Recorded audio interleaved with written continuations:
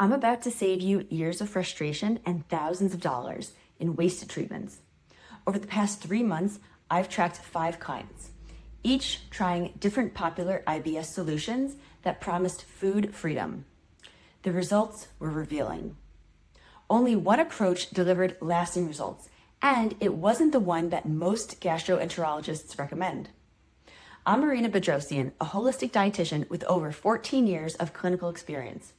Today, I'm breaking down the 5 most common approaches to IBS recovery and showing you why 4 of them fail and which one actually works. If you're exhausted from trying solutions that don't stick, this video will show you why. In my practice, I see a consistent pattern. Women come to me after spending years of pursuing food freedom through various protocols and interventions. They're sick of having to have such a narrow diet, and they're looking for a way to be able to eat whatever they want, yet still feel better from their IBS. Despite their commitment and investment, they're still struggling. The most common things I hear are these. It worked initially, and then it stopped. My symptoms actually worsened. Or, I'm more restrictive now than when I started. I wanted to understand why certain approaches fail while others succeed. So I documented 5 clients over 90 days. Similar starting points, similar severity of symptoms, but each following a different, widely recommended protocol. What I observed was illuminating. Let me walk you through each approach and what actually happened. First, the low FODMAP diet, currently the gold standard recommendation from conventional gastroenterology as far as diet goes. My client Sarah committed fully to this protocol. She eliminated all high FODMAP foods: garlic, onions, certain fruits, legumes, wheat-based products, and lots of different vegetables. Now, in the first couple of weeks, she experienced some symptom relief. Her bloating decreased and her digestive patterns became more predictable. She felt hopeful that she'd finally found her solution. But then she started to notice that the symptoms weren't getting better from that point on. In the next couple of weeks, the challenges began. Sarah discovered that FODMAP guidelines vary significantly between sources. Different lists categorize the same foods differently, which created confusion and decision paralysis, especially when dining out or eating prepared foods. She also noticed that when her symptoms started to feel a little bit better in the beginning, that's all that happened. They didn't further decrease after that. In the next couple months, despite strict adherence to the protocol, her symptoms began returning. And more concerning, she developed new food sensitivities to items that previously caused no issues. Here's what the research actually shows us. The low FODMAP diet can be a useful diagnostic tool. If eliminating high FODMAP foods provides significant relief, at least a 50% improvement, that tells us something important about what's happening in your digestive system. It typically indicates bacterial or fungal overgrowth or significant damage to your gut lining that's preventing proper digestion of these compounds. But here's the critical piece most practitioners miss. Low FODMAP is meant to be a temporary intervention. Research supports 2 to 6 weeks maximum while you address the underlying dysfunction. It's not a permanent solution. Sarah's approach treated low FODMAP as the cure rather than a diagnostic window. That's why it ultimately failed. Most doctors who recommend the low FODMAP diet do not recognize that it is only a short-term trial. The result? It was ineffective for long-term food freedom. The second approach, which is symptom-targeted supplementation without an underlying strategy. Jessica was taking 15 different supplements daily: digestive enzymes, multiple probiotics, even peppermint oil, sometimes fiber supplements, magnesium, and various products recommended through online research. In the first month, she experienced some symptomatic improvement. The digestive enzymes helped with initial food breakdown. The magnesium improved with elimination. However, in month 2, without understanding the root cause of her digestive dysfunction, Jessica was essentially addressing symptoms in isolation. The symptoms provided temporary relief, but no lasting change. In the third month, she'd spent over $500 monthly on supplements, yet her symptoms remained unpredictable. Some days were better, others were worse, with no clear pattern or progression. This approach fails because it misses a fundamental principle. Your body isn't failing to digest food because you're deficient in supplements. There's an underlying reason your digestive system isn't functioning properly. Using supplements to mask symptoms without addressing causation is like taking pain medication for a fracture. The pain might decrease, but the bones remain broken. Supplements can be powerful therapeutic tools. I use them extensively in my practice, but they must be part of a strategic protocol that addresses why your body's natural digestive processes have failed. The result of this one, ineffective for sustained improvement. Third approach is treating IBS as purely as a stress-related condition. This is unfortunately common in conventional medicine. When tests come back normal, patients are often told their symptoms are stress-induced and then referred for psychological interventions. Emily committed to comprehensive stress management, daily meditation, yoga, weekly therapy, breathwork practices. Her dedication was admirable. In the first month, her anxiety around food decreased, her emotional response to symptoms improved, and this represented genuine progress. However, her physical symptoms, like her bloating, irregular elimination, fatigue, they remained largely unchanged. The gut-brain connection is well established in research. Your nervous system absolutely influences digestive function. When you're in a sympathetic state, fight or flight, digestion is suppressed. But here's what this approach overlooks. You cannot resolve physical toxicity through nervous system work alone. Stress management won't eliminate mold exposure or clear out bacterial overgrowth or replace severe nutrient deficiencies. Emily's physician missed the bidirectional nature of the gut-brain axis. Yes, her stress was affecting her gut, but her compromised digestive function was also dysregulating her stress response. She was working to calm her nervous system while her body was simultaneously dealing with toxin exposure and critical nutrient depletion. Both needed to be addressed. Nervous system work is essential. It's a key component of comprehensive healing, but as the sole intervention, it's insufficient. This result was a fail at a standalone approach.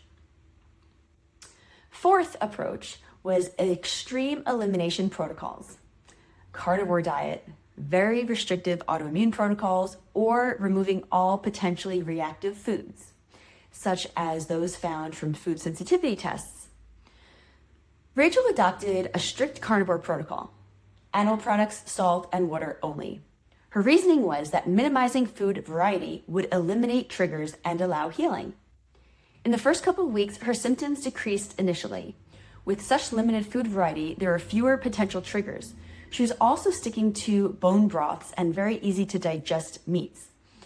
In the next few weeks, she noticed that her diet was so limited because the bone broth and boiled chicken were really the best things for her to digest, whereas other fattier meats were making her run to the bathroom and have cramping and bloating.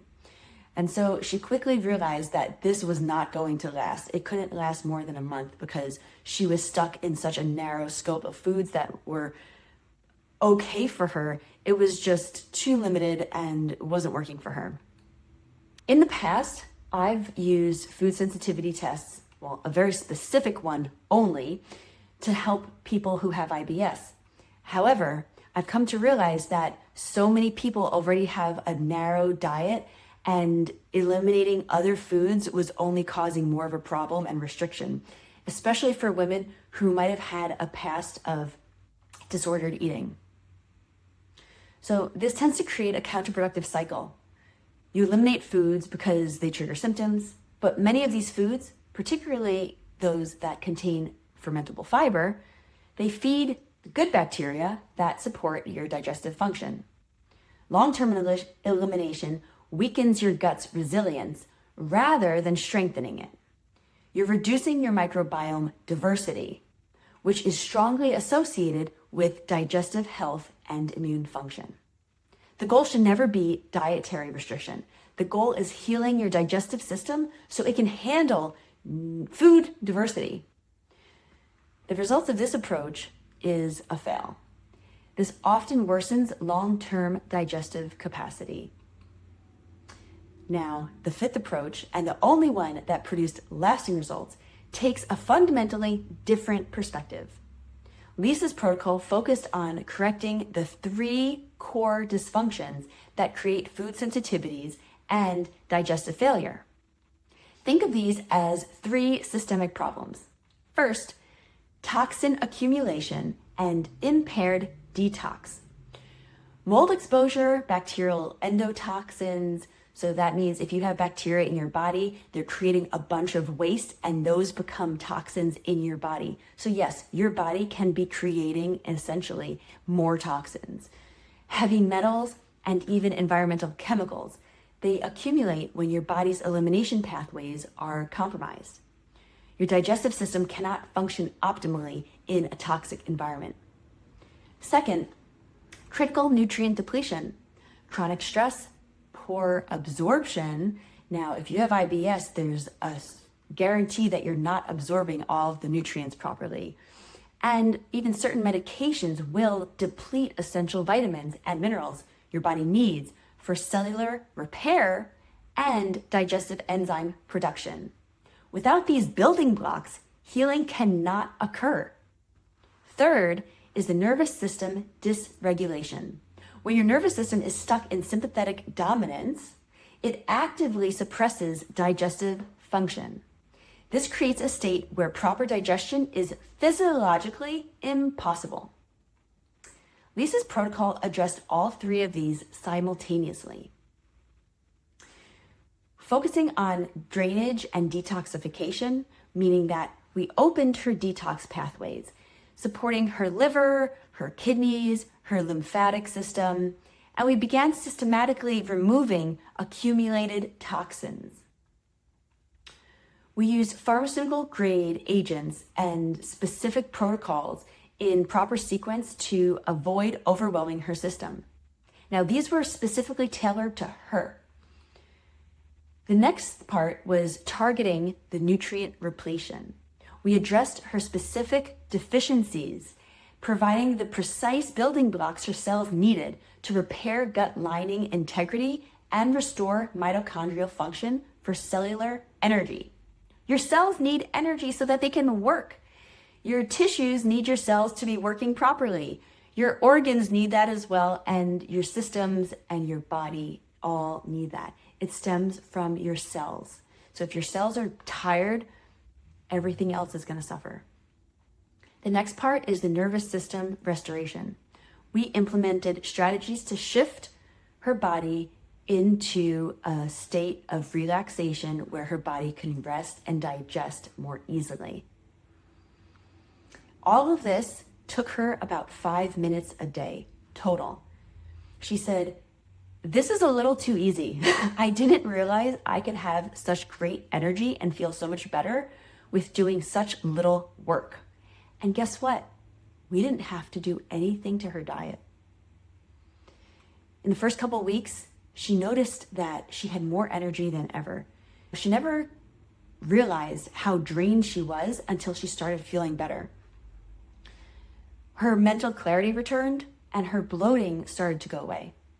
In the second month, her digestive function became more consistent. Her pains were going away and she's having more predictable and comfortable bowel movements.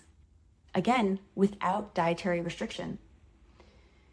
Now, I've got to say, she had a pretty healthy diet to begin with, meaning she was eating a wide variety of foods, what someone might call a generally healthy diet. In the next couple of months, the progressive food reintroduction became possible. Lisa successfully reintroduced foods she'd avoided for years. Even garlic, onions, dairy, and gluten-containing grains. Not all at once, but systematically. And her body handled them because we corrected the underlying dysfunction, creating her sensitivities. Lisa now dines out without anxiety. She travels without planning around bathroom access. She participates fully in family meals and social events. This is what actual food freedom looks like, not symptom management, but restored digestive function. So the result was successful, lasting food freedom achieved. And a year later, she's still doing phenomenally. Let me summarize what we learned from these 5 approaches. 4 of them focused on managing symptoms. 1 addressed the root dysfunction. Low FODMAP provides temporary relief, but it doesn't heal the underlying problem. Unstructured supplementation treats symptoms without addressing causation. Stress management alone ignores physical toxicity and nutrient depletion. Extreme elimination weakens rather than strengthens digestive resilience. Foundational healing corrects the systemic dysfunctions, creating food sensitivities. If you're recognizing your own experience in what I've described, you don't need to navigate this alone. This comprehensive approach is exactly what I implement with clients in my private practice. I have limited availability for private consultations where we'll assess your specific situations and create targeted healing protocol for your body. The link is in my description. If you like and subscribe to this video, you'll receive my DIY IBS Jumpstart Kit to begin implementing changes immediately. Your body has the capacity to heal. It needs the right framework and support. If you found this valuable, please subscribe for evidence-based IBS content and share your experience in the comments. I read everyone personally. Thank you for watching.